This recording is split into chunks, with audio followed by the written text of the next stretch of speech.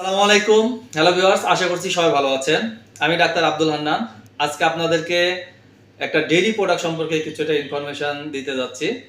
সেই প্রোডাক্টের নাম হচ্ছে, আমার হাতে দেখতে পাচ্ছেন, কোয়ালিফ্যাক্ট।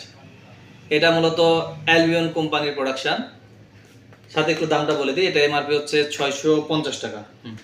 650 টাকা। তো কোয়ালিফ্যাটের কাজ কি আসলে?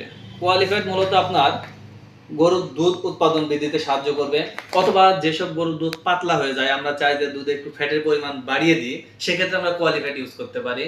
আবার যদি ষাঁড় গরু মোটা তাজা করতে চাই, সেক্ষেত্রে আমরা কোয়ালিফ্যাটটা ইউজ করতে পারি।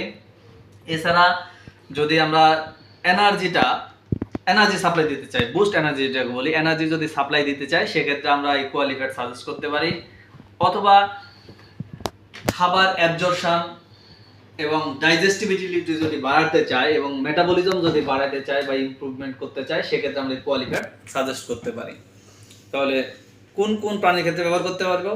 গরু, ছাগল, ভেড়া, ষাঁড়, ঘোড়া, এগুলোতে ইউজ করা যাবে।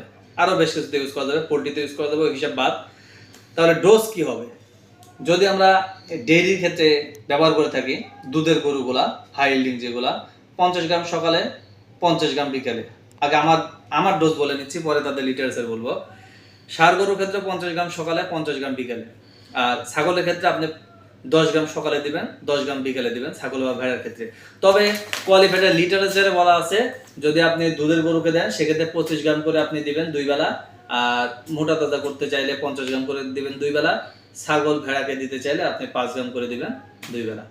আশা করি ভিডিওটি আপনাদের কাজে দিবে।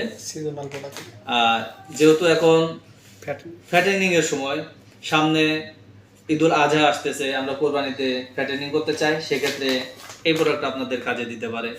যারা নতুন খামারি আছেন, তারা এই প্রোডাক্টটা ইউজ করে দেখতে পারেন। ভালো থাকবেন, সুস্থ থাকবেন, সকলের জন্য শুভকামনা। আসসালামু আলাইকুম।